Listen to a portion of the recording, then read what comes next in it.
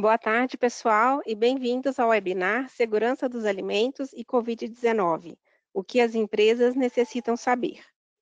O meu nome é Carolina e serei sua moderadora na sessão de hoje. Todos os participantes estão em silêncio e no modo somente áudio. Se você estiver ouvindo no computador, recomendamos verificar os alto-falantes neste momento, antes do início da apresentação. Se tiver alguma dificuldade técnica, envie um e-mail agora para vcarreira@aibinternational.com para que possamos ajudá-lo. Sobre suas dúvidas e perguntas, você poderá enviar pelo chat usando a própria plataforma GoToWebinar e nós responderemos no final da apresentação. Gostaria de informar também que temos 2 documentos disponíveis para que vocês possam utilizar. Eles estão do lado direito da tela, em uma seção que diz materiais ou documentos ou handouts em inglês, no painel do GoToWebinar, e vocês poderão baixá-los por aí, tá ok? Agora nós vamos falar sobre a missão da AIB. A AIB é uma empresa americana, né, que tem mais de 100 anos de experiência em segurança dos alimentos no mundo, tá? E a missão da AIB International é impactar positivamente a cadeia de suprimento de alimentos, promovendo a integridade dos alimentos, equipando os nossos clientes com conhecimento e apoiando a entrega diária de alimentos seguros e de alta qualidade. Hoje, os nossos apresentadores serão o Marcelo Lila e o Clementino Feitosa, especialistas em segurança dos alimentos na AIB International, na região da América Latina. Bem-vindos, Marcelo e Clemente. Um pouquinho antes da gente começar, né, vou falar um pouquinho da nossa agenda de hoje, tá? O Marcelo, ele vai fornecer algumas dicas e atualizações de experiências da vida real, sobre onde elas ocorrem, mas também uma visão do que mais podemos esperar nas próximas semanas e meses de pandemia. Com base na sua experiência internacional, ele também vai oferecer 3 cenários práticos que levam a pensar um pouco mais à frente, incluindo considerações sobre fechamento das instalações, reaberturas e aumento da capacidade das fábricas. E também fornecerá cenários práticos aplicados à situação atual, os quais destacam as considerações que você deve implementar no momento desta pandemia.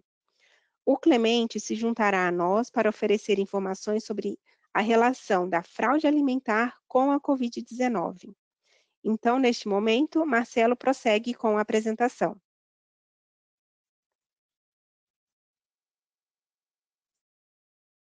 Obrigado, Carolina. Boa tarde a todos os participantes. Conforme apresentado, meu nome é Marcelo Lila e estou a cargo de compartilhar alguns casos e experiências da vida real observados na indústria alimentícia ao redor do mundo. Vivemos uma situação única e nunca vivida nos tempos modernos, onde temos e devemos que reconsiderar muitos fatores sobre tudo aquilo que fazíamos antes da pandemia. Nós, do mundo ocidental, tivemos uma breve e pequena vantagem nesse combate, uma vez que a pandemia iniciou-se no Oriente e avançou sobre nós, nos permitindo avaliar alguns cenários e principalmente as ações tomadas por outros países asiáticos e europeus. Esses países avançaram de uma forma muito progressiva nas medidas de fechamento e de suas quarentenas. Apesar da pequena vantagem, pouca ou quase nenhuma ação foi tomada no Brasil, até que o primeiro caso fosse confirmado em 26 de fevereiro. Já no mês de março, tivemos o primeiro óbito, e quando a pandemia se instalou, os serviços de alimentação e produção de alimentos foram prontamente afetados. Outro fator importante é que prontamente foi afetado foi a força de trabalho das nossas indústrias. Muitas pessoas e colaboradores contaminados e sintomáticos não puderam se deslocar e realizar suas atividades de trabalho que realizavam normalmente. Desde então, começou uma forte campanha para o distanciamento social e as medidas de restrição das atividades consideradas não essenciais. Por outro lado, os serviços e cadeia de distribuição dos alimentos essenciais continuaram, mas demonstraram que o elo mais fraco da cadeia representa a força total de nossa cadeia. Assim, reproduzindo o recebimento de matérias-primas, limitando a força operacional e começaram os primeiros sinais de comprometimento na nossa indústria. Da mesma forma que tivemos uma pequena vantagem no início, Também temos uma pequena vantagem na retomada do nosso poder produtivo, podendo avaliar a forma prévia às ações tomadas por outros países, e essa ação é muito particular e será definida por cada país ou até mesmo de estado para estado.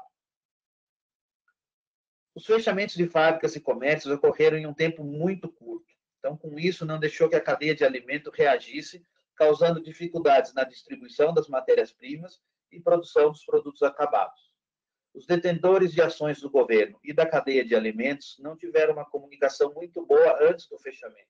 Foi algo muito imediato, causando todo esse pânico no nosso setor. Desde o princípio, é dada prioridade máxima à saúde pública, o que é muito compreensível.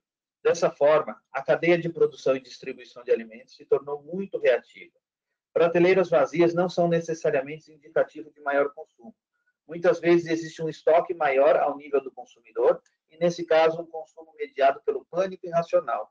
Como cada um de nós pode ter frequentado supermercados nos últimos dias e ver que muitas das prateleiras vazias de produtos muitas vezes não essenciais, consumo irracional de medicamentos não autorizados ou não necessários, fazendo com que os mesmos faltassem para pessoas que necessitavam deste medicamento. Portanto, não podemos interpretar mal a demanda do mercado e as necessidades de consumo. Agora, apresentarei vários cenários práticos para encorajar a todos nós, e não apenas a olhar para o futuro, mas também raciocinar e pensar no futuro, pois tudo será diferente do que praticamos no período da pré-pandemia. Se sua instalação teve que fechar rapidamente a curto prazo por uma necessidade ou por uma reorganização, ou ainda por falta de ingredientes ou de pessoas para trabalhar, ou talvez uma parada num período ainda mais longo, em que você está pensando? O que é que precisamos fazer justamente para vencer este período de pandemia? Primeiramente, devemos acionar nosso programa de gerenciamento de crises. Mas aqui vai uma série de dúvidas que comparto com vocês para estimular e refletir o desenvolvimento desse importante programa da nossa companhia. Portanto, quem são os membros da nossa equipe de gerenciamento de crises? Esses membros são membros de tempo normal ou são pessoas que foram definidas após a pandemia? Devemos criar uma equipe de gerenciamento de crises focada especificamente para a Covid-19? Estamos enfrentando uma operação que inclui o pessoal de frente de linha? Por que não? Ao suspender as operações e fechar as instalações, o seu programa de segurança será mantido? É preciso saber se o seu sistema de circuito interno de monitoramento em câmeras e TV tem capacidade de memória e se são suficientemente longos para armazenar um longo período de gravação. Também precisamos saber se serão mantidas as rondas no exterior da fábrica, em todos os turnos. É muito importante a gente saber se todas essas medidas de segurança serão mantidas para garantir que a segurança da fábrica em períodos não produtivos esteja sendo realizada. Por outro lado, os técnicos controladores de pragas serão considerados como visitantes neste período? Eles fazem parte da componente essencial do time de segurança do alimento? Já para os casos que terão uma longa parada, o que podemos fazer para evitar uma longa infestação de pragas? E quando digo pragas, em forma geral, inclui insetos, pássaros, roedores, mas também a atividade de animais como gatos e cachorros, que não precisam de um cartão de visitas para entrar na nossa instalação. Como manter as pragas afastadas e evitar que um problema incontrolável torne-se uma proporção incontrolável antes da gente retornar para as nossas atividades? Acho que é importante, como primeiro passo, procurar o nosso técnico controlador de pragas e ter a certeza que ele atende às nossas necessidades neste momento de ausência de atividades. Pensando num cenário mais crítico, no caso das infestações, antes e durante a parada da pandemia, é importante monitorar os ingredientes sensíveis a pragas. Então, questione o seu próprio programa. Quais foram os ingredientes identificados como sensíveis no nosso programa de manejo integrado de pragas e como eles devem ser revisados? É sempre importante relembrar que a parada forçada da operação durante esse período de crise não é um período de férias. É o melhor momento para você avaliar e expandir o seu programa de treinamento de funcionários. A IBM Internacional oferece vários treinamentos de segurança do alimento online e webinars para permitir que a instalação mantenha sua equipe envolvida e com os conhecimentos atualizados. Sua equipe de manutenção e engenharia será seu melhor parceiro na retomada suave do futuro. Cubra seus equipamentos e as ferramentas expostas ao ar livre. Equipamentos e ferramentas que não são utilizados são o local perfeito para esconderijo, abrigo e desenvolvimento de pragas. Por outro lado, certifique-se de concluir um CIP ou um COP antes das paradas das linhas. Evita que resíduos e degradação dos equipamentos, além de reduzir o potencial de atração e desenvolvimento de pragas. A comunicação com fornecedores é essencial durante a parada. Garanta ingredientes suficientes para reiniciar suas operações no futuro. Preste atenção redobrada aos ingredientes e materiais importados. Uma parada no país que compramos nossas matérias-primas afetará o prazo e o procedimento de liberação da importação. Então, prepare ingredientes alternativos de contingência e formulação. Ao fazer isso, verifique se os regulamentos e as leis de rotulagem são rigorosamente cumpridos. Talvez sua instalação tenha sido fechada por um período muito curto ou apenas reduziu um potencial de produção quase a zero. Mas agora chegou o momento de pensar como planejar e aumentar essa produção e o que você gostaria de considerar. A prevenção da Covid-19 requer um distanciamento social efetivo. Agora, como controlamos o fluxo de pessoas e minimizamos o contágio cruzado entre os operadores?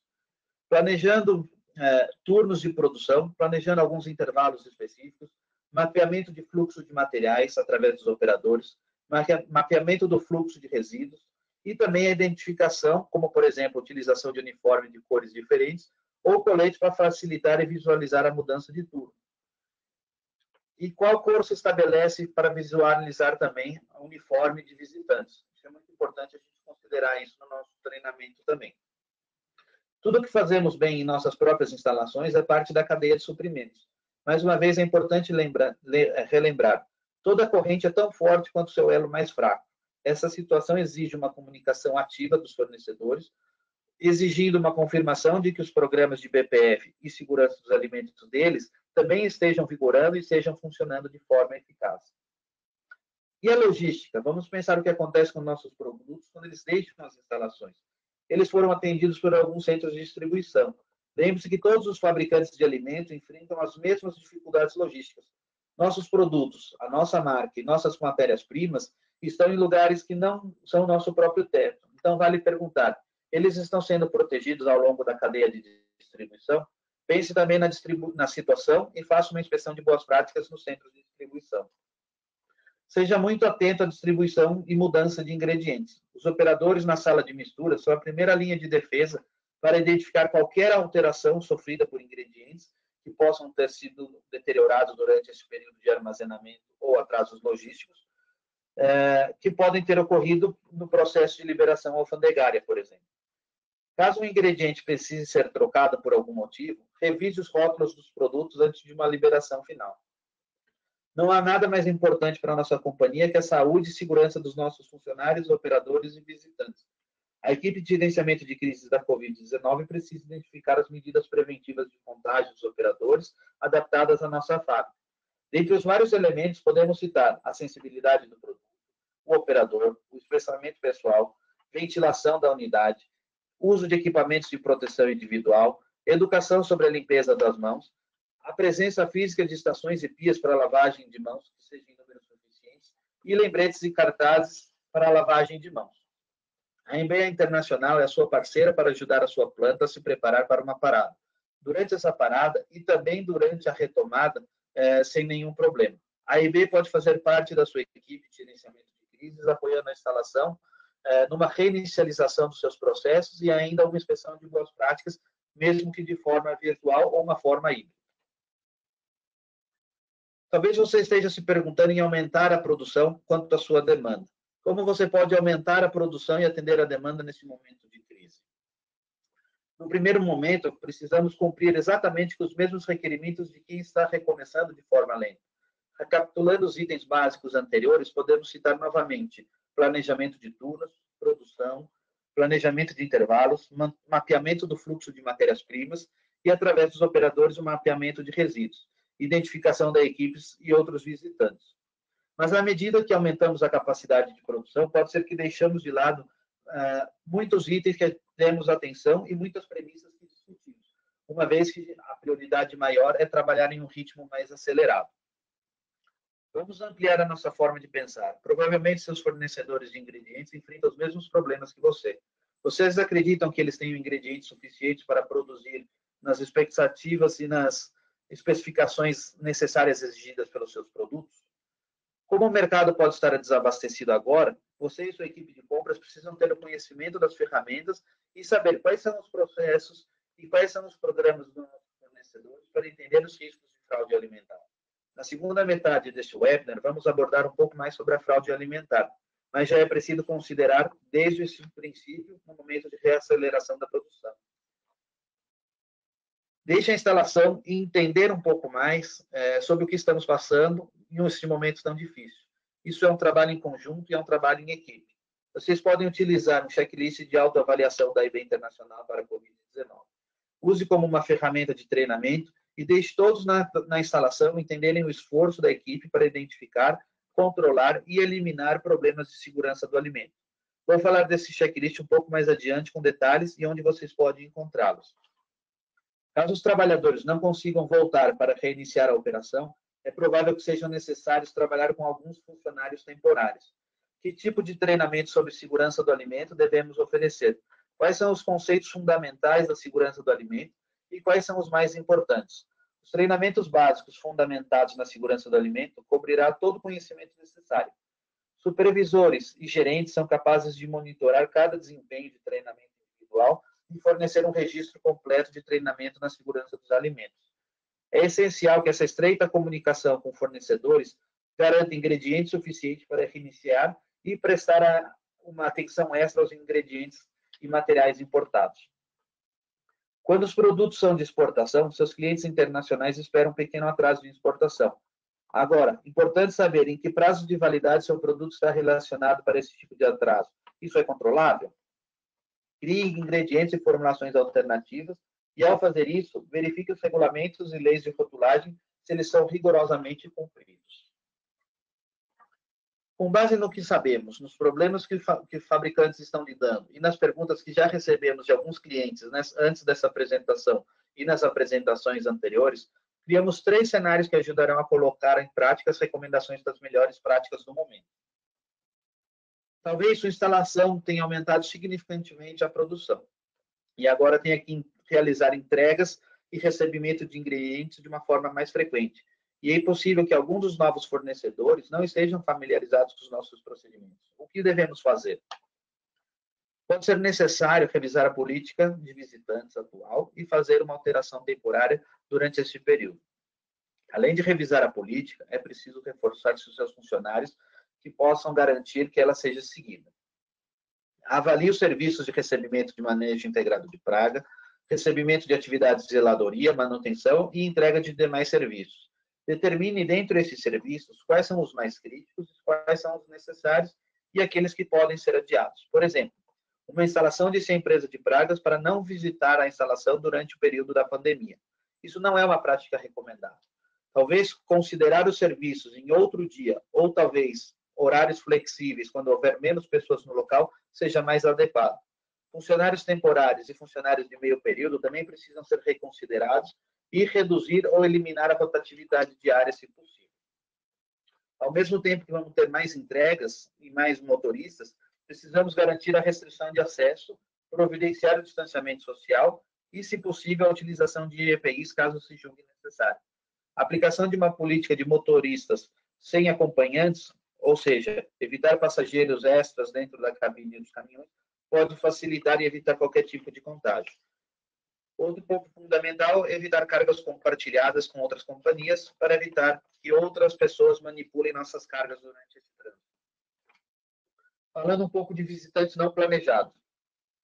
Estabelecer práticas recomendadas e quais são as políticas de outros visitantes para poder aparecer sem um aviso prévio. Considere como você lidaria, por exemplo, com um inspetor de um organismo regulatório que aparecesse em sua fábrica. Sabemos que as agências regulatórias suspenderam as atividades de rotina, mas não há como descartar a chegada de um inspetor regulatório para uma inspeção. Sua equipe está ciente do que fazer? Permite a entrada, reagendar. Caso não possa reagendar, manter o mínimo de pessoas em contato com esse agente de inspeção, mas, claro, respeitando o distanciamento mínimo recomendado. Outros visitantes, como auditores e consultores, também devem estar preparados. Reduza para um ponto de entrada, o mais controlado possível, Dê a todos os visitantes um questionário que pergunte sobre as suas viagens, sobre os seus sintomas e possível exposição ao Covid. Tome a temperatura desses visitantes inesperados no momento da chegada e também no momento da partida. Mantenha reuniões sem contato para no máximo 5 ou menos pessoas. Durante as atividades de refeição, mantenha as mesas separadas. Use fita adesiva no chão para manter a distância de 1,5 m, assim como a identificação do posicionamento das mesas. Com base no tamanho da sua organização, você pode permitir apenas 10 ou menos pessoas comendo por vez numa área de refeição.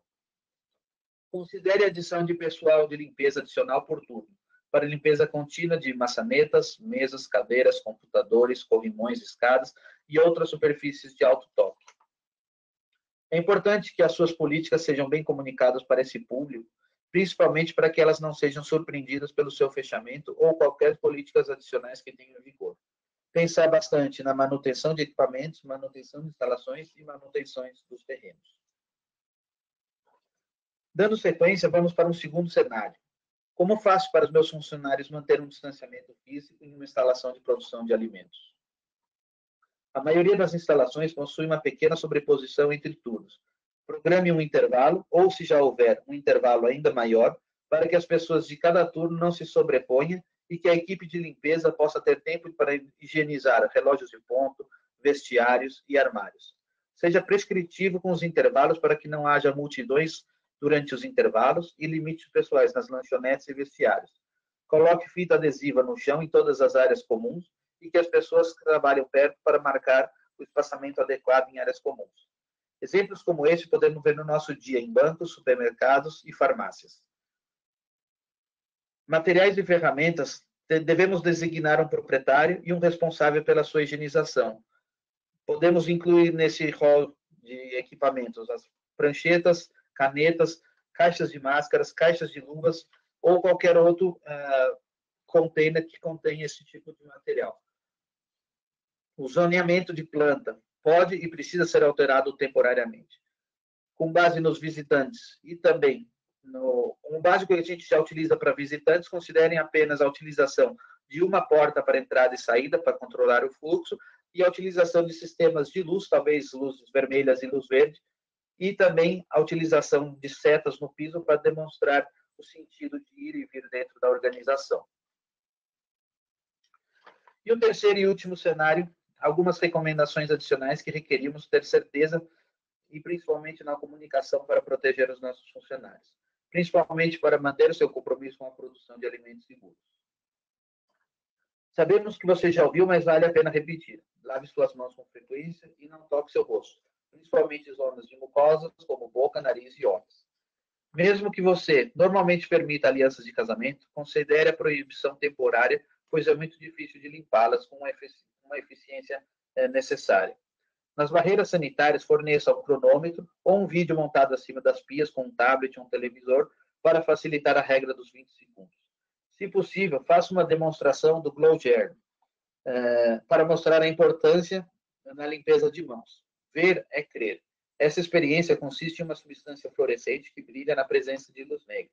Dessa forma, é fácil evidenciar as regiões de mãos que são mais críticas para a limpeza. Nós já praticamos uma boa lavagem de mãos na nossa rotina, mais do que a média da população. Uma vez que trabalhamos na indústria de alimentos, é importante lembrar que essa lavagem extra de mãos levará ao ressecamento e possíveis rachaduras na mão, deixando as mãos ainda mais vulneráveis. A maioria das instalações permite a utilização de loção para as mãos e também a utilização de luvas para ser mais importante para evitar a contaminação. Comunique ao pessoal todas as novas práticas de sanidade implementadas durante o período da pandemia da Covid-19 para evitar confusões e garante que elas estejam em vigor e que sejam realizadas. Os funcionários precisam estar cientes das áreas de alto contato, tais como maçanetas, corrimão de escadas, pranchetas e canetas. Elas também podem ajudar a identificar quais são as áreas que precisam de uma limpeza adicional e também as áreas que você pode não ter considerado no início da sua avaliação. Como comentei anteriormente, nós da IB Internacional também desenvolvemos uma autoavaliação para a Covid-19. que você pode utilizar para revisar os processos e os procedimentos de sua fábrica. Os pontos levantados podem ser aplicados em cada um dos cenários que acabamos de revisar. Esse checklist está disponível em nossa página na internet e pode ser baixado gratuitamente. Vamos relembrar o endereço no final da apresentação. Ele foi desenvolvido levando em considerações o FDA e o USDA, Organização Mundial de Saúde, e outras recomendações e requisitos regulatórios de especialistas para avaliar as melhores práticas atuais e avaliar quais são necessárias serem alteradas neste momento do seu processo. Com essa informação, eu finalizo a apresentação dos cenários reais e suas expectativas para superar essa pandemia. E lembrem, vamos passar por tudo isso juntos. Passo agora a palavra para o meu companheiro Clemente Feitosa. Obrigado, Marcelo. Boa tarde a todos os participantes. Bom, conforme o Marcelo apresentou, meu nome é Clementino Feitosa, né? Alguns me conhecem como Clemente, e vou apresentar então para vocês a relação de fraude alimentar com esse período de pandemia que estamos vivenciando. Pode passar, Marcelo. Então, para começar, vamos recapitular o que seria fraude alimentar, também conhecido como food fraud, né? Fraude alimentar é um termo que abrange tanto substituição quanto adição, adulteração ou falsificação intencional, tanto de alimentos, ingredientes ou embalagens. A fraude também pode incluir declarações falsas ou enganosas feitas sobre um produto para ganho econômico. O que é importante entender sobre essa definição é que a fraude alimentar é um ato deliberado, mas, diferentemente da adulteração intencional, a qual cobrimos nos programas de Food Defense, né, de defesa dos alimentos, o objetivo aqui da fraude alimentar é ganhar dinheiro ou obter lucro econômico sem ser descoberto. Em outras palavras, adulterar não com o objetivo de machucar ou matar alguém, e sim apenas para aumentar o lucro. Claro que adulterar, né, mesmo sem a intenção de causar dano físico ao consumidor, pode direta ou indiretamente causar dano, seja por inclusão de aditivos não aprovados, né, para uso nesses alimentos ou bebidas, seja pela emissão de certificados fraudulentos e outras formas que falaremos aí mais adiante. Pode passar, Marcelo? Bom, aqui vamos passar algumas recomendações de como realizar sua análise de risco, considerando o tema de adulteração economicamente motivada, né, ou AEM, segundo o que recomenda o FDA, okay, o Food and Drugs Administration. A análise de risco convencional, né, que nós fazemos usualmente, deve considerar os perigos que podem estar presentes nos alimentos, que podem ocorrer naturalmente. Eles são introduzidos sem intenção e também sem fim de ganho econômico. Mas para análise de riscos de fraude alimentar, é preciso considerar os riscos de fraude com intenção de obtenção de lucro. Para isso, é necessário considerar a avaliação de cada ingrediente que temos em nossa fábrica, com base no seu histórico, sistema de avaliação e aprovação de fornecedores. Você deve realizar uma análise de risco para identificar e avaliar, com base na experiência, casos de doenças provocadas por fraudes, relatórios científicos, riscos conhecidos ou razoavelmente previsíveis para cada tipo de alimento ou fabricado, ou processado, embalado ou mantido na sua instalação, para determinar se há algum risco que exija um controle preventivo. A análise de risco deve ser escrita independentemente do seu resultado. Então, além da análise de riscos que já realizamos em nossas fábricas, que considera os perigos já conhecidos, né, como riscos biológicos, químicos e físicos, é fundamental, então, incluir os perigos associados à introdução de contaminantes intencionais para fins de ganhos econômicos. Pode passar. Todas as principais normas reconhecidas pelo GFSI, né, FSC 22000, BRC, FS, SQF, em suas últimas versões já indicam incluir o requisito de avaliação de vulnerabilidade quanto à fraude alimentar e ter um plano de mitigação de fraude alimentar. Ambos devem ser documentados e revisados regularmente. Como, por exemplo, posso citar a FSC 22000, que em sua seção 2.1.4.4 especifica ações para a prevenção de fraudes alimentares. E o que ela diz? Bom, a organização deve ter um procedimento de avaliação de vulnerabilidade documentado e implementado, que identifique possíveis vulnerabilidades, desenvolva medidas de controle e priorize contra as vulnerabilidades que foram identificadas. Ou seja, para identificar as vulnerabilidades, a organização deve avaliar a suscetibilidade de seus produtos a possíveis atos de fraude alimentar. A organização deve implementar medidas de controle apropriadas para reduzir ou eliminar as vulnerabilidades identificadas. Todas as políticas, procedimentos, registros deverão estar incluídos em um plano de prevenção à fraude alimentar, suportado pelo Sistema de Gerenciamento de Segurança Alimentar da organização, para todos os seus produtos.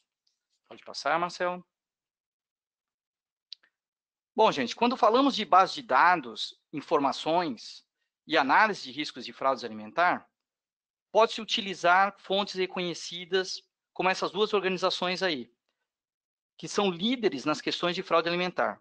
O NCFPD, que é o US National Center of Food Protection, e a Discernes.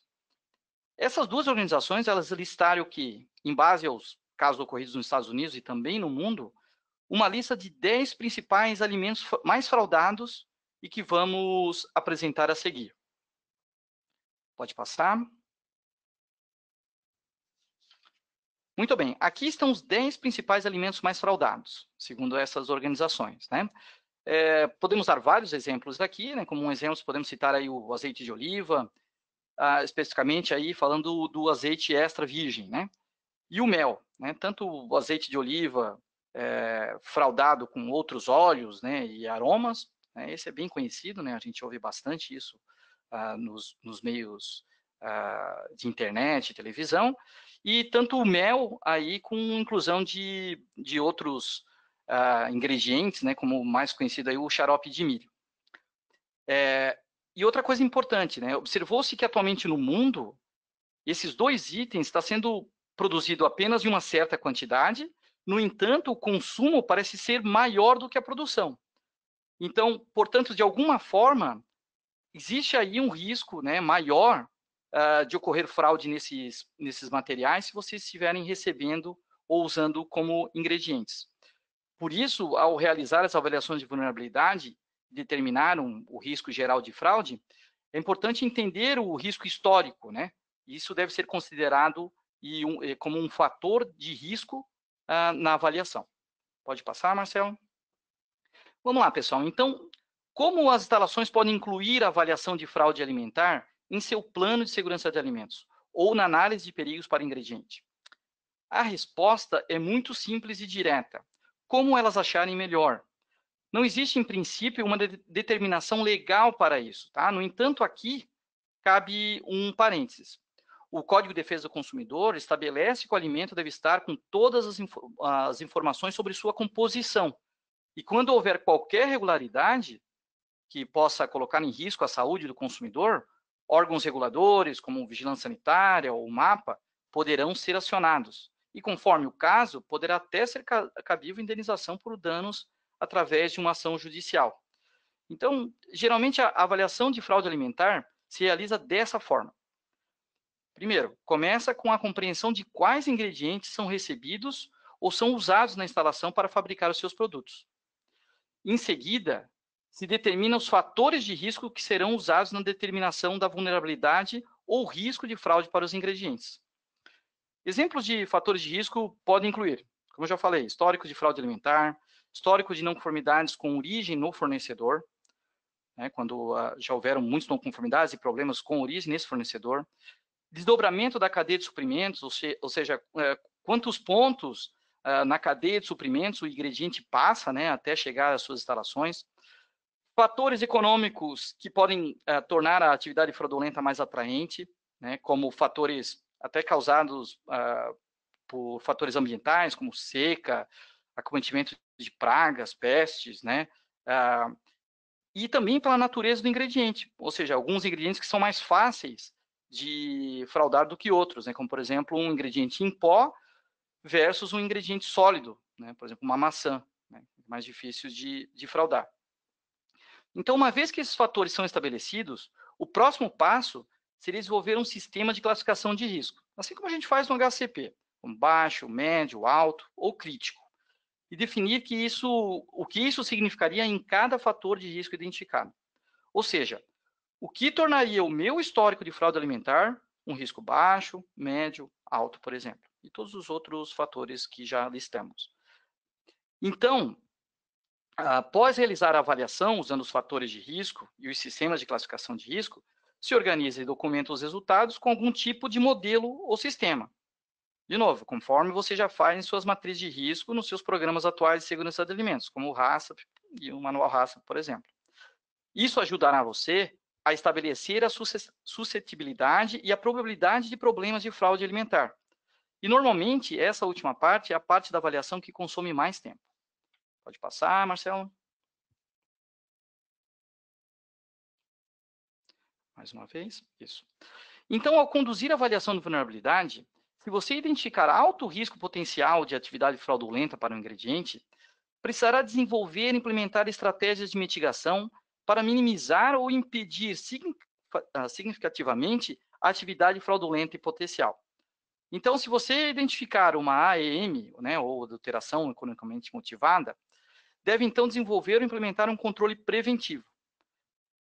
Para o GFSI, né, se você identifica um risco significativo, tem que desenvolver e implementar estratégias de mitigação, né? Então, estratégias que se conhecem. Auditorias a fornecedor, né, para entender como que o fornecedor está controlando isso. Amostragens, né, análises, né, de ingredientes ou de produtos terminados. Ou seja, tudo que se aplica ao programa de aprovação de fornecedores, né? Muitas empresas já incluem essas questões de auditoria, amostragem, análise, dentro dos seus programas de aprovação de fornecedor, o que ajuda bastante aí no combate a possíveis fraudes. Pode passar, Marcelo? Bom, então depois de concluir essa avaliação, né, eu desenvolvi a estratégia de mitigação, se eu identifiquei, a gente não pode pensar que o trabalho está totalmente concluído, né? Porque a gente precisa revisar esse programa regularmente. Né? Por quê? Para esse programa, a gente precisa entender que os fraudadores sempre estão procurando oportunidades, eles sempre estão ficando melhores. Né? Então, você sempre deve revisar e avaliar o seu programa para determinar se há novas informações. Então, a gente tem que ficar ligado nas informações, né? Para a gente poder identificar um risco maior de fraude. Esse processo ele é chamado de exploração de horizonte. Tá? Então, um exemplo de situação que pode aumentar o risco de fraude é bem essa que a gente está vivendo atualmente, né, por conta do Covid-19. Vou falar mais isso adiante. Pode passar, Marcelo? Então, nos próximos slides, nós abordaremos cenários reais, tá? Que durante a crise que estamos lidando, poderia aumentar o risco de atividades fraudulentas. Portanto, como mencionado anteriormente, a exploração do horizonte durante situações como essa é importante para ajudar a identificar se o programa precisa ser ajustado ou se o momento de risco é ou não uma preocupação. Vou passar. Vamos lá, eu tenho aí dois cenários. No primeiro cenário, fala isso do que aconteceu no Canadá. O Canadá ele foi notificado pela primeira vez pela China, né, em 14 de junho de 2019, porque em um carregamento de carne suína continha vestígios de ractopamina, né, um aditivo que é proibido lá no país asiático. Esse aditivo, para quem não sabe, ele tem como função potencializar o desempenho da produção de carne desses animais. Ele é incluído na ração normalmente, né? Então, na época, o Conselho Canadense de Carne Suína disse que a carne vinha de um frigorífico local. Mais tarde, a Agência Canadense de Inspeção de Alimentos descobriu que o certificado de exportação que era falso, levando a uma proibição geral de toda a carne suína canadense pela China. Outro fator de risco são os fechamentos de plantas em decorrência do Covid. Né? Como o fechamento de uma grande planta de carne suína lá em Sioux Falls, nos Estados Unidos, né? Essa planta era responsável por 5% de toda a produção suína nos Estados Unidos, está fechada por um período indeterminado. Outras fábricas de processamento de carne nos Estados Unidos também estão fechadas devido ao coronavírus, bem como outras empresas. Recentemente saiu na mídia o fechamento de uma gigante de carne suína americana, pelo contágio em massa dos operadores pelo coronavírus. E também no Brasil, né, casos de contágio de funcionários em indústrias de carnes brasileiras também foram reportados.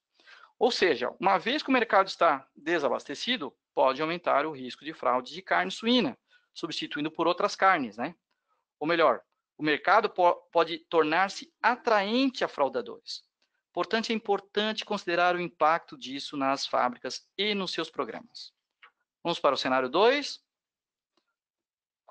O jornal Herald da Nova Zelândia relatou que um ex-criador de ovos do país foi condenado por distribuir ovos de galinhas engaioladas e vendendo como se fossem caipiras. né? Esse ex-criador de ovos alegou que a prática era generalizada, mas isso foi contestado aí pela indústria de ovos. Outro caso também, entre abril de 2010 e novembro de 2011, isso apareceu no The Telegraph, 36 milhões de ovos, também de galinhas engaioladas, foram falsamente vendidos como orgânicos, né, e também caipiras, por um período de 3 anos. Então, isso foi relatado lá no Reino Unido em junho de 2009. Assim, pessoal, tenho certeza que todos vocês notaram, né, quando a gente vai no mercado fazer compra, que já existem alguns itens aí que já estão mais difíceis de encontrar. Por esse motivo, de novo, né, poderia criar um risco aumentado de fraude para esses itens. Tanto no fornecimento do classificação errada, né, então é um produto e a empresa diz que é outro, tamanho errado, né, quantidades, pode ter aí, distorções em quantidade, e afirmações falsas. Ok, pode passar. Bom, nos slides anteriores discutimos alguns exemplos reais, né? O que nos resta, então, gente, é ser preventivo e proteger as nossas companhias, mitigando os riscos de forma proativa. Essa é a ideia. Pode passar. Internamente na IB, nós temos alguns produtos que podem ajudar muito na mitigação de riscos. Não só relacionados com o COVID, mas temos um serviço completo de avaliação e mitigação de riscos de fraude alimentar.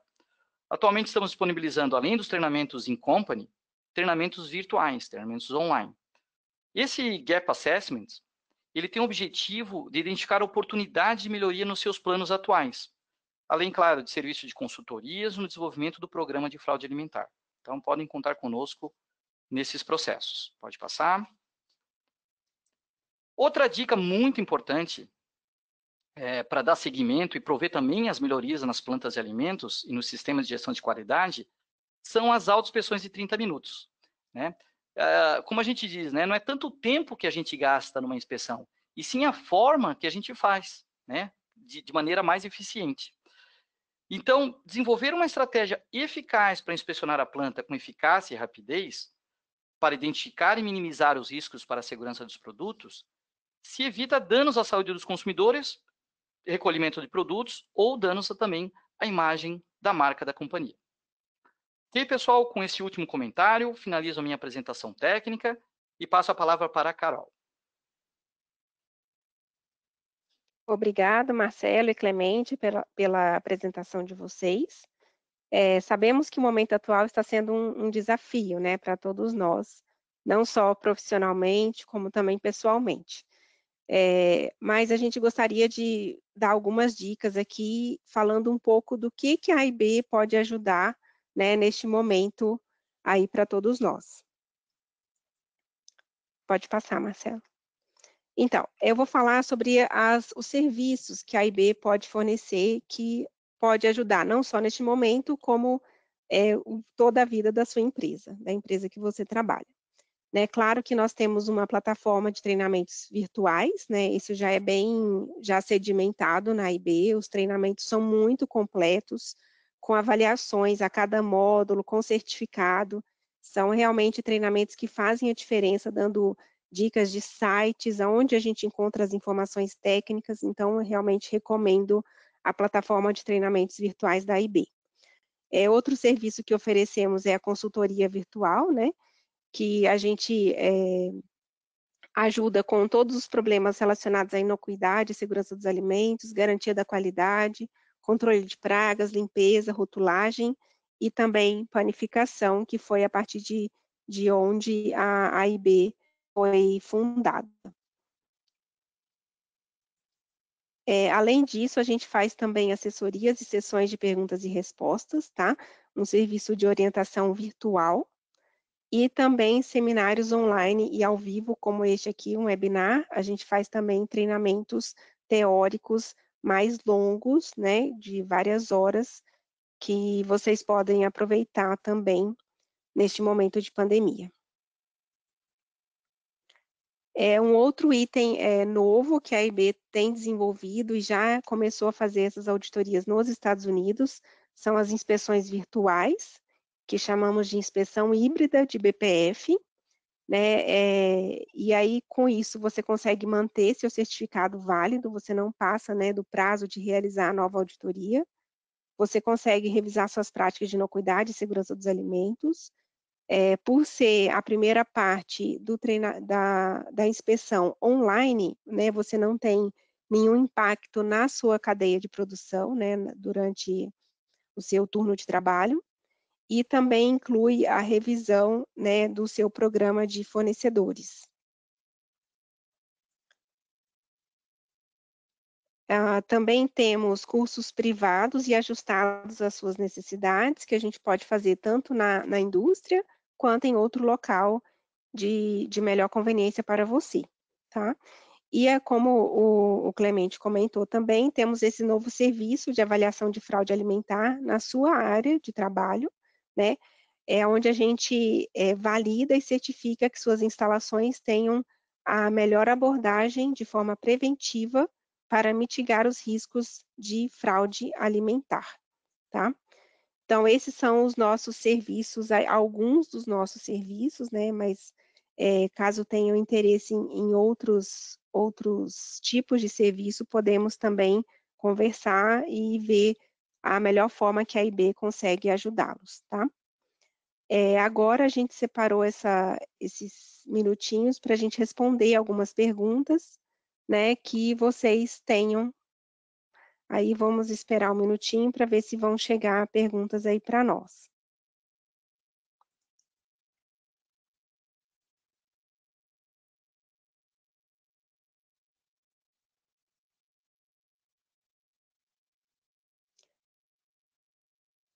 Tá, chegaram aqui algumas perguntas.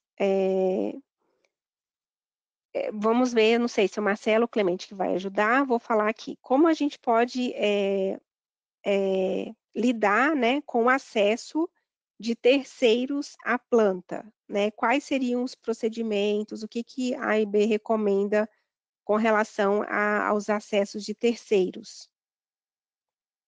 Bom, vamos lá, gente. Eu começo com essa primeira resposta, um pouco baseado naquilo que a gente já discutiu na apresentação. Primeiramente, a gente precisa julgar qual é a necessidade dessa presença desse terceiro na nossa fábrica. É um serviço essencial ou é um serviço que pode ser dispensado ou colocado em suspensão por um tempo?